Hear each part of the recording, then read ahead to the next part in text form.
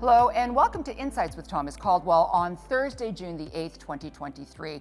Okay, Tom, big picture, geopolitical, economic, political, the list just keeps piling up.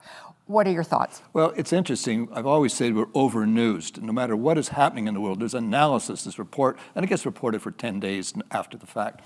But there is a lot of things going on that are impacting markets. One of the things that people don't recognize is the social pressure now on corporations, and it's big.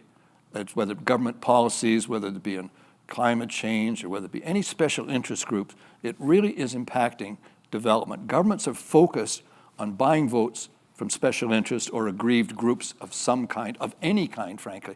And there's no policy to develop Canada in many ways. For example, Toronto is the center of artificial intelligence around the world. This is the place. But you know we're going to blow it because we're not going to have the capital markets to support it, and they're worried about how they're going to regulate it. So the basic problem is you've got the obvious ones, and you've got these social pressures where stakeholders or social activists feel they should be running the corporate world when it actually should be run for shareholders and employees and customers. So it's a different dynamic. So that's a pall sitting on markets, generally speaking. So what do you think investors should do then?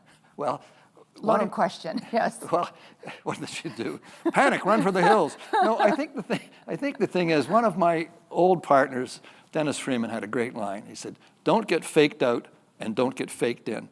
It's very easy to be impacted by the negatives or the new shiny object, AI or whatever is coming on for investment alternatives. It's very easy to get distracted from a game plan. So from my perspective, don't get faked out, don't get faked in. I'll give you an example. My public portfolio that I'm particularly responsible for in Urbana Corporation has a high concentration of Canadian energy and U.S. financial services, both of which are down somewhat this year. Now, I'm up a lot of money in those positions, but I've given back some of those profits. That isn't phasing me for 2 seconds.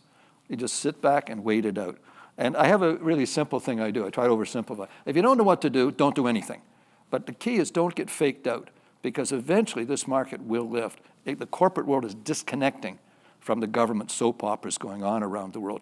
And last week, the Dow Jones jumped 700 points in one day. It reminds you there's a lot of money sitting on the sideline waiting for clarity. So I would say if you're already invested, hang in. If you're not, go do some cherry picking. There's value here right now. Well, thank you so much for your insights, Tom. Thank you. And thank you all for watching. Bye for now.